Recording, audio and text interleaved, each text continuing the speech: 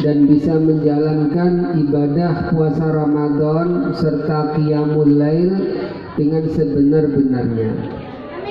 Sholawat dan salam semoga tetap tercurahkan kepada junjungan kita Nabi besar Muhammad Sallallahu Alaihi Wasallam.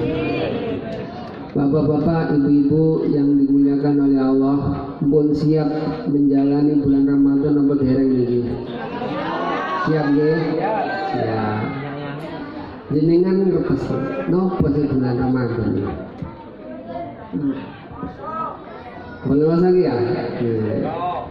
Nah ini kalau kita pikir sebelum bulan Ramadan itu ada bulan Rajab. Setelah bulan Rajab ada bulan Sya'ban. Mulai dari bulan Rajab itu kita dianjurkan oleh syariat untuk membersihkan diri. Jadi ngurangi maksiat itu bisa ngerasa-ngerasan dia buatin rasanya ya. Nah biasanya delok cek recek kan boten pola nih pun masuk bulan Rajab sampai tiang-tiang sepun itu nek bulan Rajab itu poso saulan poso wonten sing ngoten niku saulan poso manggon ngoten.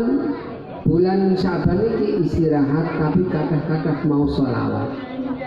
Nah ketika bulan Ramadan baru mereka menyingsingkan lengan untuk beribadah kepada Allah. Wonten sunggale dawe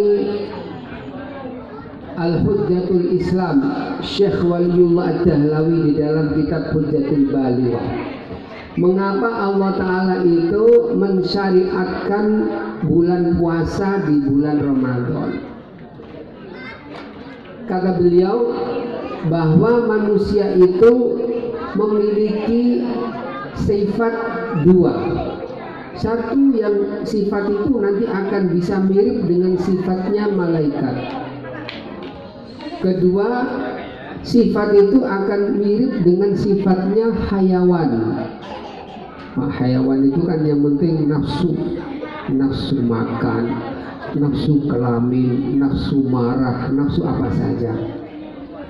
Selama 1 tahun kita itu diibaratkan melampiaskan segala nafsu yang kita inginkan.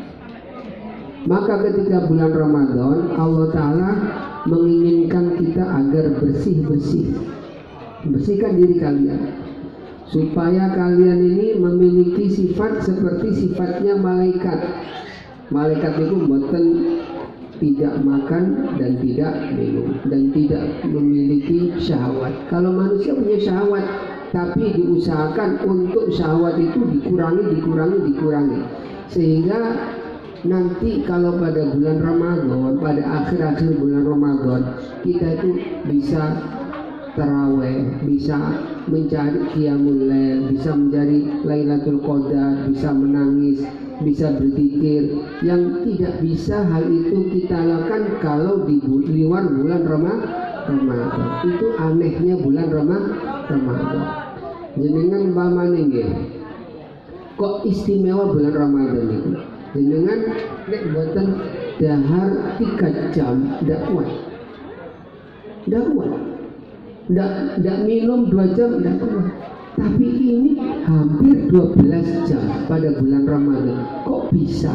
Nah, itulah bahwa Allah Ta'ala itu berusaha, kita diperintahkan Allah untuk berusaha untuk mengurangi hawa nafsu kita. Hawa nafsu dari pingin makan, pingin minum, pingin marah-marah. Gak bisa marah kalau bulan Ramadan itu. Seakan-akan tidak ada keinginan untuk marah, tidak ada keinginan untuk berbuat maksiat, seakan-akan demikian. Jadi katanya ulama, barang siapa yang bisa membersihkan dirinya pada bulan, bukan hanya bulan Ramadan, membersihkan dirinya dari hawa nafsu, maka orang tersebut itu nanti oleh Allah Ta'ala akan diberi kelebihan-kelebihan yang bisa merasakan apa yang tidak dirasakan oleh orang-orang biasa, akan bisa melihat kepada apa yang tidak dilihat oleh orang-orang biasa.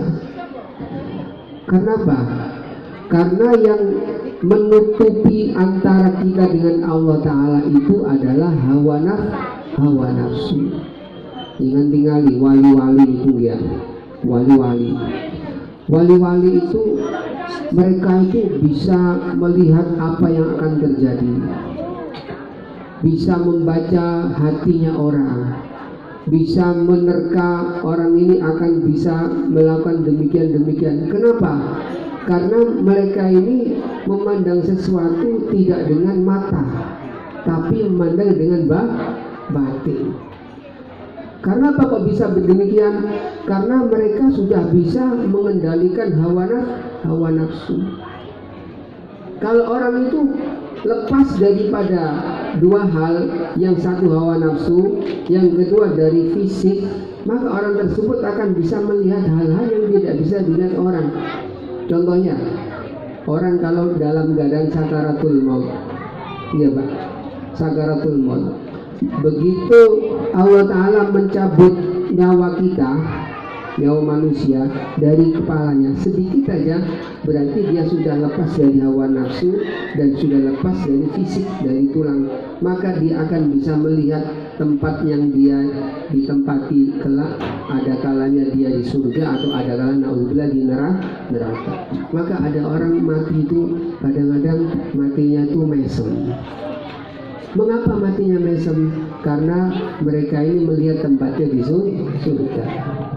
Kenapa dia kok mati menganga, merasa ketakutan? Karena dia melihat tempatnya di neraka. Kok bisa begitu? Karena sudah tidak ada nafsu lagi, sudah keluar dari jasadnya. Nah itu. Jadi wali-wali yang dahulu itu begitu, bersih-bersih. Orang-orang kuno-kuno itu begitu. Bahkan insya Allah mbah-mbah kita itu bisa membaca yang akan terjadi, bisa membaca hatinya orang. Dulu termasuk dari karamahnya Sayyidina Umar bin Khattab radhiyallahu anhu. Termasuk beliau tuh orang yang banyak memiliki karamah, Sayyidina Umar bin Khattab. Pada suatu saat diceritakan Sayyidina Umar itu sedang khutbah. Tiba-tiba dia berteriak, "Ya Sariyah, al-jabal, al-jabal." Wahai panglima yang ada di sana, di tempat yang sudah ratusan kilometer, naik gunung. Sehingga jamaah yang ada di bawahnya itu, Sayyidina Umar ini berteriak memanggil orang-orang yang sudah diutus sudah sebulan penuh. Ada apa ini? Nah, ternyata setelah pasukan itu pulang ke Madinah lagi, kemudian penduduk kota Madinah ini bertanya, "Wahai pasukan, kenapa Sayyidina Umar kok meneriakkan kalian untuk naik gunung?" Kata mereka mengatakan, "Iya, pada waktu itu kita mau disergap oleh musuh, dan untungnya kami semua ini mendengar teriakannya Umar bin Khattab suruh naik gunung. Akhirnya kita naik gunung dan kita alhamdulillah bisa menang." Kenapa Sayyidina Umar begitu? Karena hatinya bersih. Nah, ini. Kita hatinya bersih. Jadi orang-orang dahulu itu bersih-bersih hatinya. Dulu Syekh Abdul Qadir Jailani, Syekh Ahmad Arifai, Kiai As'ad Syamsul Arifi, Kiai Hashim Ash'ari memiliki hati yang bersih sehingga beliau itu bisa membaca apa yang tidak dibaca oleh manusia biasa. Nah, pada bulan Ramadan yang akan datang ini, kita usahakan untuk bisa membersihkan diri sebersih-bersihnya. Bagaimana? Makan dijaga. Makan itu diusahakan agar dari barang-barang yang jelas-jelas halal. Jangan dari perkara-perkara yang meragukan. Rezeki yang halal itu bertingkat-tingkat.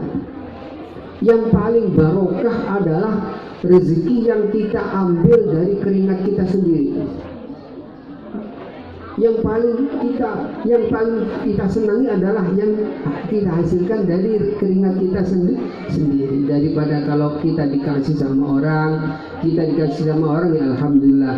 Tapi usahakan makanlah dari keringat kita sendiri, karena itu akan lebih barokah. Khawatirnya apa? Khawatirnya kalau kita menerima begitu saja dari orang-orang yang memberikan kepada kita. Khawatirnya rezeki itu meragukan. Nah, maka kita ambil dari rezeki keringat sendiri.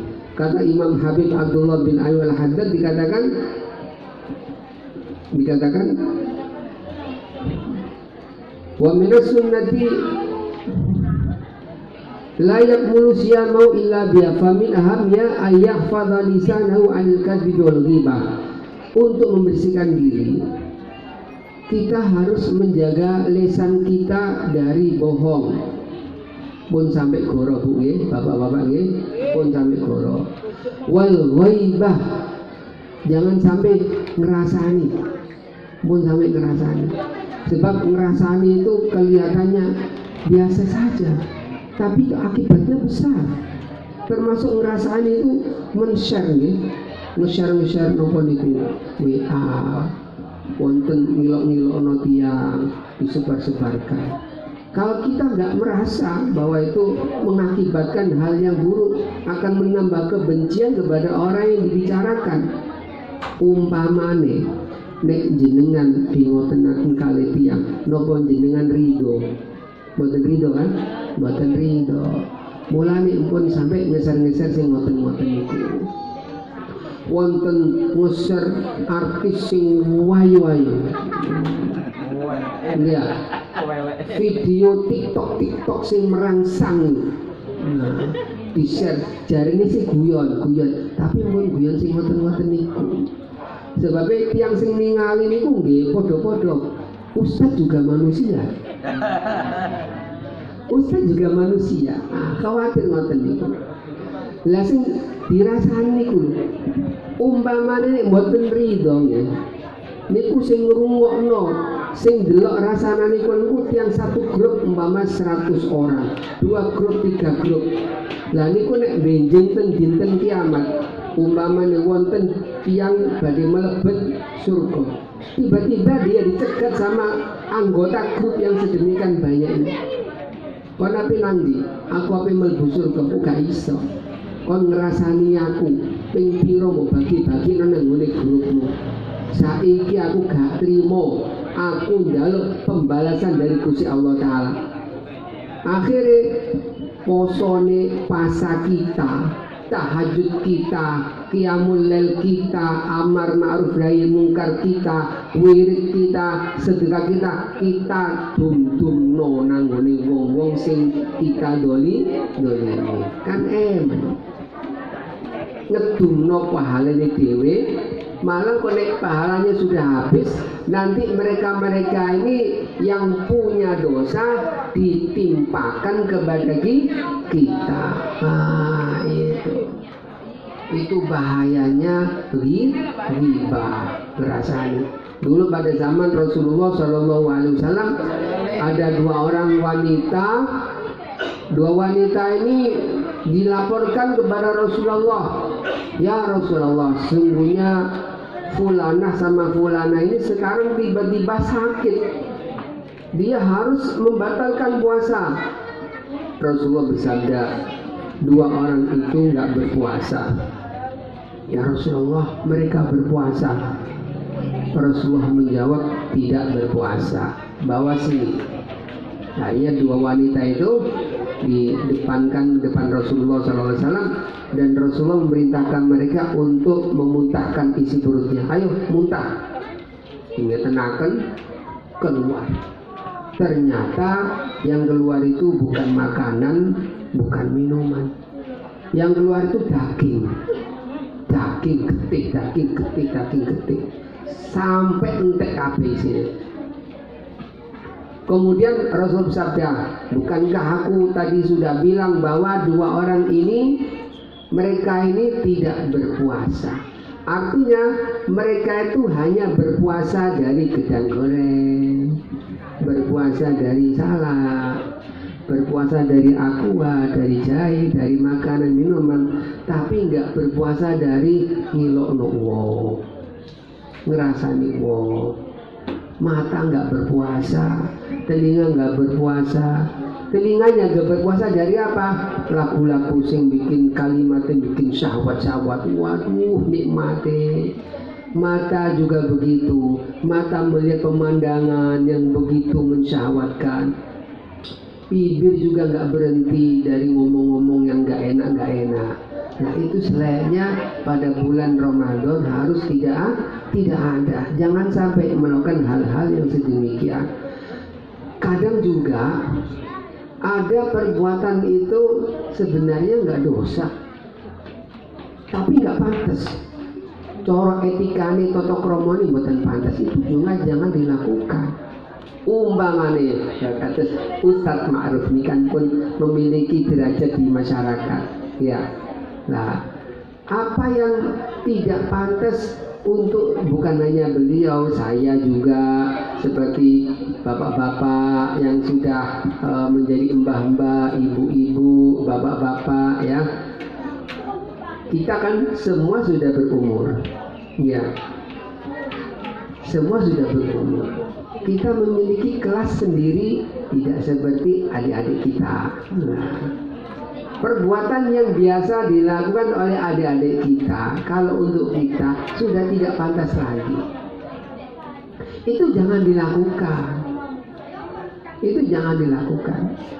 Kayak apa ya? Kayak banyak lah. Umpamanya kayak Ustadz Ma'ruf saya.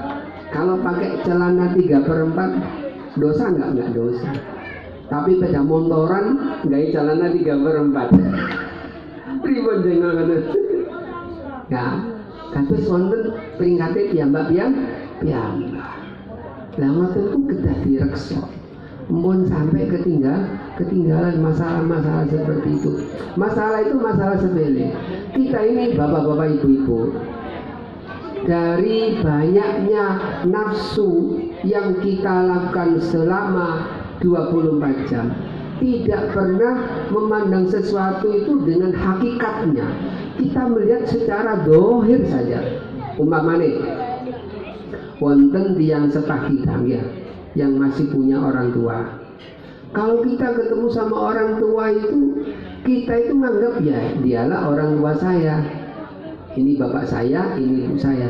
Begitu saja, iya. Hanya begitu saja, iya. Ini salah. Ini salah. Kalau kita menghadapi bapak ibu, jangan menghadapi seperti menghadapi manusia, tapi menghadapi seperti itu adalah keramat termulia di dunia. Akhirnya kalau begitu menganggap orang tua biasa, wong tua dijogok sak perlu niki. Nek wayane wong tua dibutuhkan disapa, kalau enggak ya sibuk dengan urusan sendiri. Enggak, sibuk dengan urusan sendiri. Kalau kita menghadapi orang tua itu harus menghadapi bahwa dialah keramat satu-satunya. Cara ni ramana yang beribun. Keramat satu-satunya, ya. Hormati ibu, apalagi ibu. Apalagi ibu. Kekurangan kita itu di sini. Kita punya guru. Kita punya guru, ketemu sama guru, oh dia tuh guru yang pernah ngajar kita. Loh, jangan begitu. Dia yang ngangkat derajat kita. Gara-gara dia tuh kita bisa baca Quran. Loh, kita itu kalau baca Quran itu ngangkat loh derajat. Saking jenengan buatan ketinggalan. Kalau kita baca alif lam mim, kita dapat pahala, guru kita naik ke atas. Kita punya murid baca alif lam mim, guru kita naik ke atas lagi, terus sampai tingkat yang nggak kelihatan. Nah, kita begitu. Ibu-ibu juga begitu, sama-sama. Nah, gimana? Kita melihat ibu-ibu ngeliat suami, bojoku naik, jangan gitu. Ibu-ibu melihat suami itu yang mengangkat saya surga itu. Karena bakti saya kepada dia yang membuat saya masuk surga. Ada seorang sahabat bertanya kepada Rasulullah, ya Rasulullah, bolehkah kita sujud sama panjenengan? Karena kanjeng Nabi kan derajatnya tinggi betul di sisi Allah. Ada sahabat yang sujud pada Rasulullah. Saking dukuri derajatnya Rasulullah.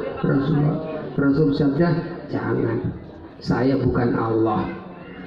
Kalau ada orang boleh disujudi, maka saya perintah ibu-ibu itu sujud sama suaminya. Masya Allah. Kok sampai demikian? Karena tingginya derajat suami. Alhamdulillah.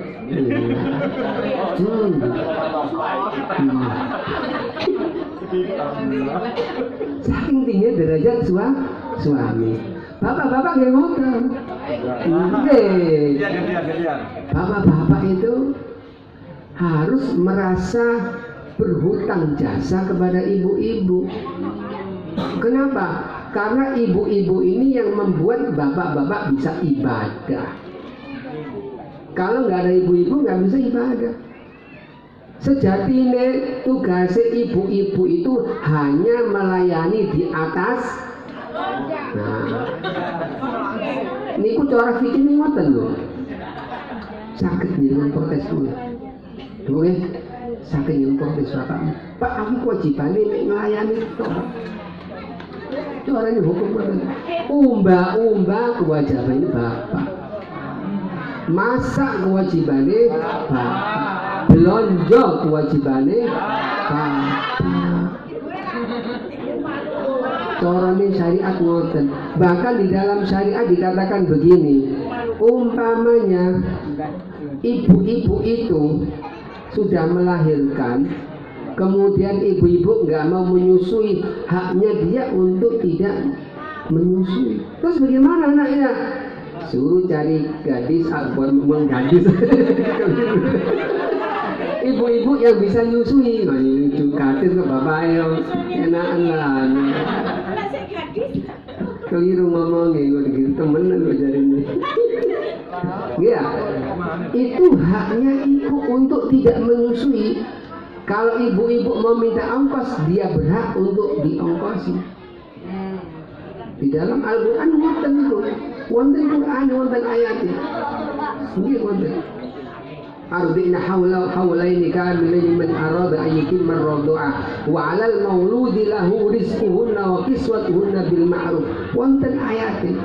Nah, jadi wanita-wanita ibu-ibu kita ini, dia itu punya andil besar sehingga kita bisa beribadah, kita bisa kerja di rumah tenang, anak-anak sudah yang rambut. Itu sedekah dari mereka-mereka ini. Rian, Pak Sayyidina Umar bin Khattab, Pak, wonten kan dados khalifah ya, wonten salah setunggal rakyat sahabat Nabi SAW ingin melaporkan istrinya itu ngomel-ngomel tuh, dididik salah, akhirnya pada lapor dan Sayyidina Umar bin Khattab. Begitu dia masuk ke halaman Sayyidina Umar, ketinggalan saking niku, lawangnya buka titik. Sayyidina Umar itu lenggah ngeten, bojone iku ngomel-ngomel ndoting-ndoting ngeten. Sayyidina Umar ngeten, bojone ndoting ngeten, didoting-doting. Tapi Sayyidina Umar mboten bantah belas. Sayyidina Umar mboten bantah belas. Akhirnya sahabat ini wangsul. Setelah kembali, kemudian ketemu lagi besoknya sama Sayyidina Umar. Ya Fulan, kemarin kamu datang ke rumah, kok tiba-tiba kembali lagi, kenapa? Ada laporan apa? Ya Amirul Mukminin, saya kemarin itu mau cerita, mau mencarikan solusi dari jenengan, bahwa saya punya istri ini begini. Tapi saya lihat jenengan sendiri diomel-omeli sama istrinya, jenengan diam kok nggak jawab, kok pasrah begitu. Akhirnya apa jawaban dari Umar bin Khattab? Ya akhi, saya ini sama istri saya, baju saya dicucikan, anak-anak saya itu dibersihkan bajunya, diberi makan, rumah saya dibersihkan, perabot rumah tangga saya dijaga. Masa saya nggak bisa bertahan diomeli 5 menit? Lah, masa kayak esok sahabat, aku diomeli 5 menit aja. Bojoku ngerawat rumah tanggaku 24 jam. Nah itu, sampai wonten cerita guyonan nih, cerita guyonan. Wonten ada seorang suami, dia itu karena gregetan sama istrinya, ya, betul, wonten sumur, tinggal sumur dek.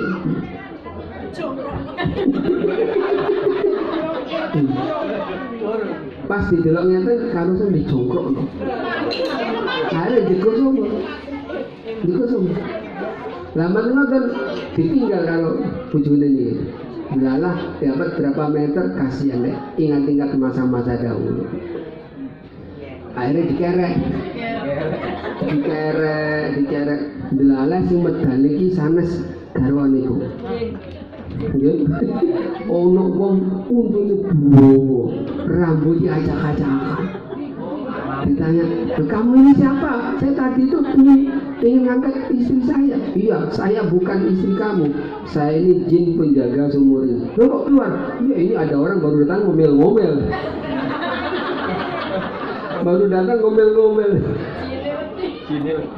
Niku guyonane ngoten.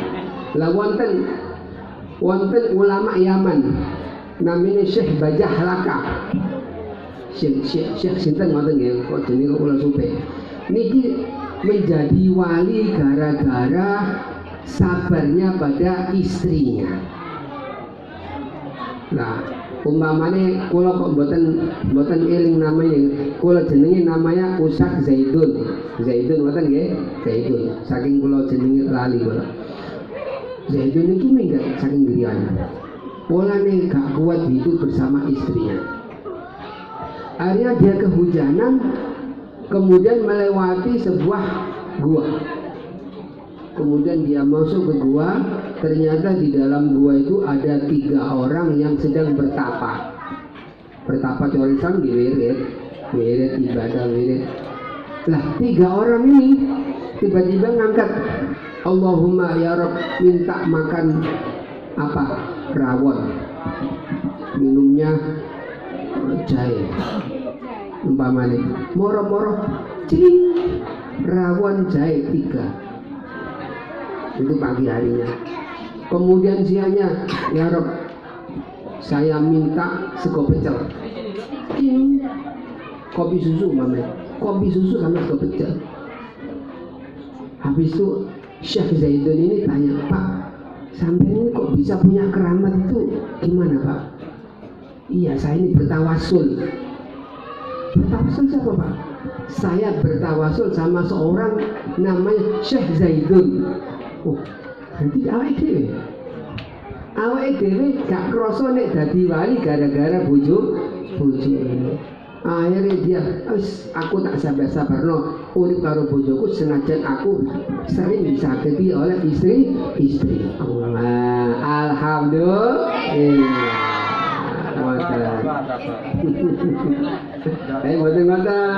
Boten berarti dipersilakan ngomong, kita adil.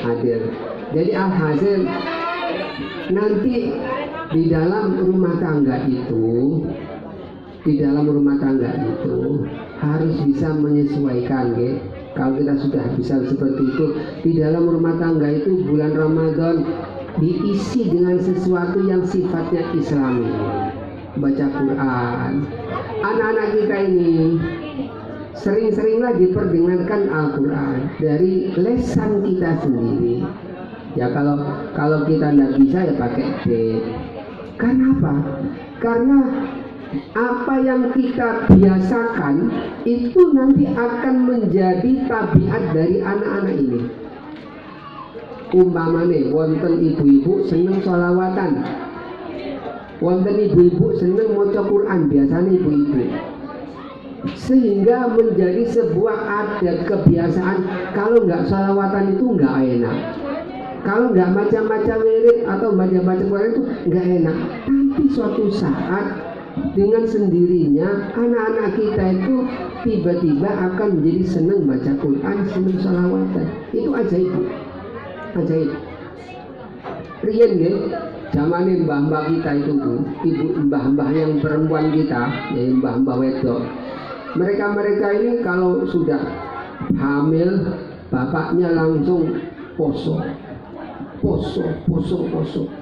sehingga anaknya jadi ulama besar. Yang ibunya juga goreng-goreng baca sholawat, baca burda, baca Quran, yang hafal Quran. Nanti anaknya itu tiba-tiba suatu saat dengan sendirinya akan menjadi orang yang ahli ibadah. Nah itu istilahnya itu dalam bahasa biologinya itu gen, menciptakan sebuah gen. Tidak bisa tercipta gen kebaikan itu kecuali kalau orang tuanya itu sudah terbiasa untuk berbuat baik. Nah itu. Jadi kita bisa seperti itu, guys. Bisa usahakan. Terutama yang hamil atau yang mau menikah itu diingat-ingat bahwa pendidikan yang paling bagus itu adalah pendidikan ketika masih di dalam janin. Sebab kita lihat ada anak-anak itu dia disuruh ngitung nggak bisa, disuruh memahami sulit. Tapi kalau dia disuruh ngapalkan Quran bisa cepat. Lu kok bisa? Ya, itulah bacaan-bacaan yang pernah dibaca oleh ibunya saat ibunya masih mengandung. Ya, kembali kepada kitab tadi itu, bahwa hendaknya kita itu menjaga diri dari bohong, dari riba, dan dari melakukan tindakan-tindakan yang tidak layak, ya. Kemudian juga menjaga makanan jangan banyak-banyak. Jadi usahakan biar ada rasa kita itu betul-betul berpuasa. Jadi kalau kita makan, ya podo aja nih masih ngomong ya ngono. Sebabnya saya berusaha untuk seperti itu, tahu-tahu ibu Yara harus nyiapno untuk kolak, gorengan, minuman, ini repot itu. Ini malapetaka kita sebagai orang yang berpuasa itu adalah kita terbiasa dengan mengenyangkan perut. Padahal kalau kita hikmahnya, kenapa kalau orang itu maghrib itu disuruh cepet-cepet berbuka. Jadi mamanya jenengan tempat sepeda motoran, tempat mobilan pun kedah siap air aqua di sebelahnya. Sabdanya Nabi Muhammad SAW, umatku akan selalu tetap dalam keadaan baik ma'ajjalul fitr, selama dia langsung berbuka. Kenapa kalau berbuka itu langsung? Tapi kalau sahur diakhir-akhirkan sampai saat durunge subuh, sunnah.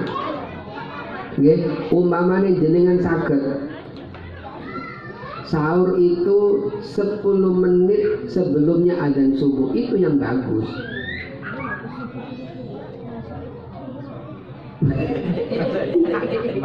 Sunnah ngoten Bu.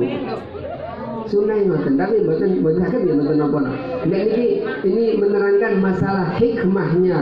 Kenapa kalau kita sahur itu kita disunahkan untuk diakhir-akhirkan sehingga sebelum subuh. Dan ketika kita berbuka disuruh cepet-cepet maghrib azan langsung buka. Kenapa? Supaya perut kita ini terus-menerus dalam keadaan stabil kenyang. Jenengan nek umpamane sahur jam 2 subuh luwih kan. Iya. Nabi Muhammad mboten ngoten. Nabi Muhammad mengajarkan kalau sahur yang akhir. Nah, ketika kita akhir jam 10 sik kuat, jam 2 sik kuat, asar rodok luwe, mari ngono magrib pas luwe, mangan tek langsung set. Nah itu hikmahnya. Dengan adanya hikmah seperti itu, kita akan bisa merasakan kenyang dan merasakan perih. Bukan kenyang terus, kenyang dan perih. Ketika kita kenyang, alhamdulillah, alhamdulillah. Ketika kita perih, kita ya Allah, Gusti, anak kula, bojo kula ya Allah, anak kula jenengan paringi nasib sing sae ya Allah, langkung sae saking nasib kula. Ya Allah, dadosaken anak kula sing ahli ibadah, sing ahli Quran, sing seneng amal-amal soleh, seneng nang ibadah. Ya Allah, balik nama kawal Madinah, tepake perih Bu. Nek tepake perih saged nangis, nek tepake wareg gak iso. Wareg kan sebab. Nek wayane perih niku gampang nangis. Sinten mawon nek wae perih itu pingin kembali. Setiap orang yang kena musibah pasti jalurnya langsung ke atas. Ya Allah, Gusti akan ngoten ya. Kita bersepeda astagfirullahaladzim, ini Gusti Allah. Gak ono wong Pak Imam glegeken langsung ngoten. Gak ono, jarang. Iya. Nah, jadi seperti itu. Jadi agar supaya waktu kita pada bulan Ramadan itu bisa merasakan kenyang dan merasakan perih, jangan kenyang-kenyang toh. Nah itu. Nah kemudian saya mau memberikan ini hukum fikih ya. Fikih ini poso. Nah pembatal puasa itu apa? Pembatalnya puasa itu ada dua. Ada pembatal fisik, ada pembatal menghilangkan pahala. Kalau pembatal yang menghilangkan pahala itu maksiatnya mata, maksiatnya telinga, maksiatnya mulut, maksiatnya hati. Kadang hati itu puasa sih muring kok. Ya bener gak ngomong sih, nggak diomongkan, tapi kok gak cocok kayak ini gak cocok. Jadi hati itu pengen muring kok ikut itu nafsu. Itu tidak bisa siapapun begitu. Baik itu yang bukan ustaz atau ustaz sama saja karena itu nafsu. Mulanya Al-Quran itu saking hebatnya nafsu nggih. Jenengan tinggali qul a'udzu birabbil terus malikin ilahin nas, rabbin nas pengarai menungso, ilahin nas pengarai menungso. Napa?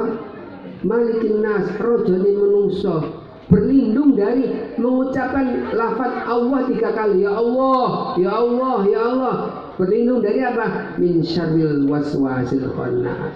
Saking apa bahayane waswas penjerune di dalam hatinya kita, sampai kita itu berlindung 3 kali. Qul a'udzu birabbin nas, malikin nas, ilahin nas. Kadang waswas menungsa itu saiki api oleh 5 menit jahat. Saiki api 10 jamane jahat. Kadang-kadang ngoten. Dan itu dari mana timbulnya? Dari waswas.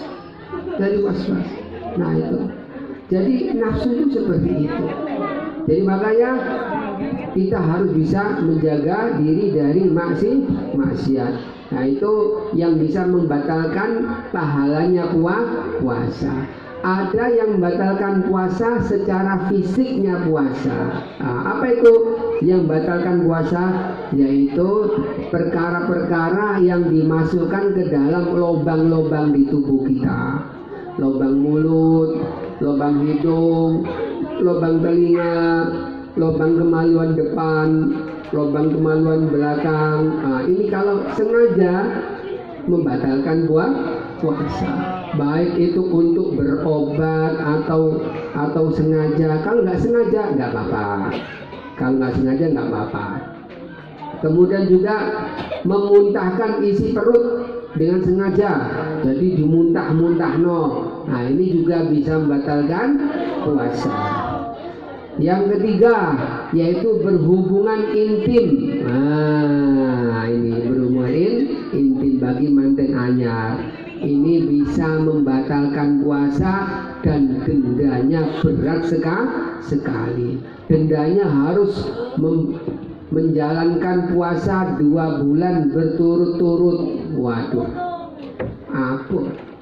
2 bulan berturut-turut, kemudian memerdekakan budak, atau nanti dia bersedekah 60 orang fakir miskin, kemudian mengeluarkan air mani dengan diusahakan, tidak dengan sendiri. Jadi air mani dikeluarkan dengan usaha, ini akan bisa membatalkan puasa. Yang keempat, bagi wanita yang datang bulan, ini akan bisa membatalkan puasa. Kemudian yang kelima yaitu nifas melahirkan. Kemudian yang kesekiannya yaitu tiba-tiba mendadak menjadi gila. Nah, ini juga bisa membatalkan puasa. Nah, ini kalau umpamanya gini Pak Ustaz, tadi malam saya berindihoi dengan istri, tiba-tiba tangi jam 7, kesel jam 7 moro-moro tangi. Leku sih, bolehkah orang itu puasa terus? Tidak apa-apa. Jadi tadi malam berhubungan intim, kemudian ketiduran, tahu-tahu jam 6 subuh sudah kelewatan. Nah, ini tidak apa-apa, puasa diteruskan dan seperti biasanya menjaga dari hal-hal yang membatalkan puasa dan tetap dianggap sah puasanya. Ada pesan lagi penting, ini insya Allah saya tutup dengan satu hal, yaitu berpuasa sebulan penuh pada pertama kali malam puasa. Jadi umpama kalau besok ini Ramadan, malam ini kita berniat begini, ya Allah, saya berniat untuk berpuasa sebulan penuh. Kenapa ini? Khawatir kalau kita lupa pada jam-jam setelahnya atau hari-hari yang setelahnya, maka kita kalau kelupaan hari ke-7 kita lupa niat, nah sudah diwakili pada malam yang pertama. Ini menurut madhab Maliki. Madhab ini kita bisa gunakan supaya untuk apa? Untuk meminimalisir kelupaan kita. Jadi bolehkah seperti itu? Boleh, malah dianjurkan oleh ulama. Jadi seumpamanya kalau kita lupa, tidak niat, kita sudah diwakili dengan niat yang pertama. Cuman hanya untuk malam pertama. Oke, mboten nggih ingkang kula saged sampaikan, mugi-mugi manfaat, mugi-mugi puasa kita yang akan datang ini menjadi puasa yang betul-betul berpuasa, dan kita bisa menjaga hawa nafsu sehingga kita nanti keluar dari bulan puasa ini kita menjadi membuka lembaran baru dan menutup lembaran yang lama. Kurang lebihnya minta maaf. Wassalamualaikum warahmatullahi wabarakatuh. Bismillahirrahmanirrahim. Alhamdulillahirabbil alamin. Wassalatu wassalamu ala asyrafil anbiya mursalin sayyidina Muhammadin wa ala alihi washabbihi ajma'in. Allahumma ta'alina hudwal arifin wa faqihna bid waj'alna minal ulama'il muttaqin wa al-mukhlisin rabbin. Na'udzubika min ilmin la yanfa' wa qalbin la yasha'u min nafsin la tashba' wa min ad'iyatin la yustajabu laha. Rabbana hab lana min azwajina wa dhurriyyatina qurrata a'yun waj'alna lil muttaqina imama. Rabbi ja'alni muqimas sholati wa min dzurriyyati rabbana taqabbal du'a. Rabbana ighfirli wa li walidayya wa lil mu'minina yawma yaqumul hisab. Rabbana atina fid dunya hasanah wa fil akhirati hasanah wa qina adzabannar. Wa sallallahu ala sayyidina Muhammadin nabiyil ummi wa ala alihi wa sahbihi wa baraka wa sallam bisirril Fatihah.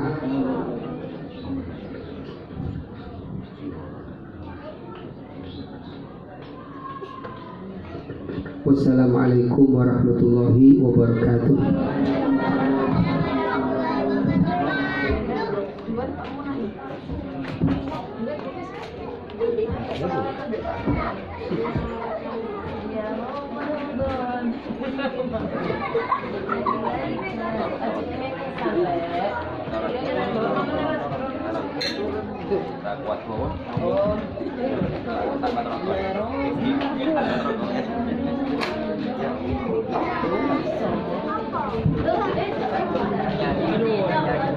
Ya,